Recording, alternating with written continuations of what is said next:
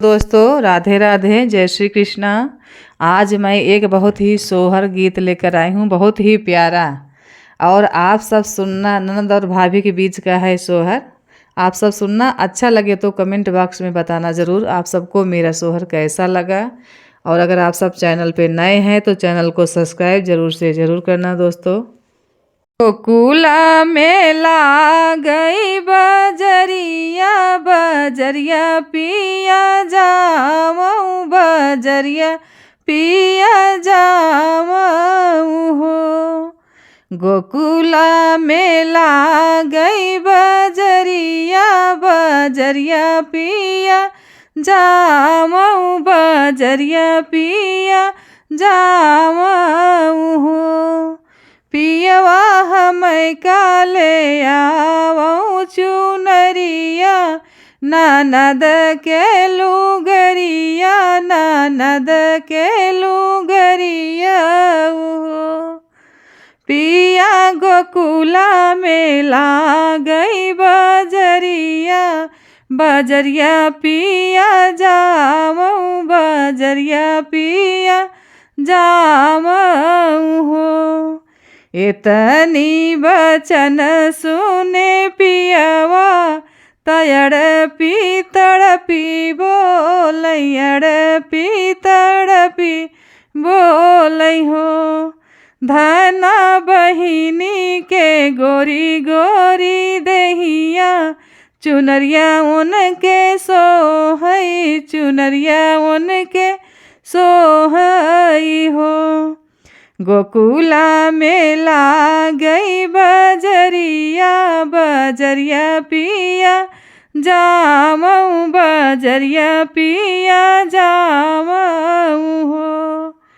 पिया हमें काली अवता पालंगिया, ननद के खटोलवा, ननद के खटोलवा हो। पिया हमें काले अवता पलंगिया, ननद के खटोलवा हो। पिया हमें काले अवता पलंगिया, ननद के खटोलवा हो। इतनी बचन सुन पियवा, तड़पी तड़पी बोलई, अड़पी तड़पी बोलई हो। धना बहिनी के लंबी लंबी केसिया, पलंगिया उनके सोहई, पलंगिया उनके सोहई हो। गोकुला मेला गई बजरिया, बजरिया पिया जाऊँ, बजरिया पिया जाऊँ हो। पिया हमें काली अवता बेटुआ, ननद के बिटियावा हो। पिया हमें काले अवता बेटुआ, ननद के बिटियावा हो। इतनी बचन सुने पियवा, तड़पी तड़पी बोलई, अड़पी तड़पी बोलई हो। धना बहिनी के सुनी बाटे गोदिया, ललन उनके सोहई, ललन उनके सोहई हो।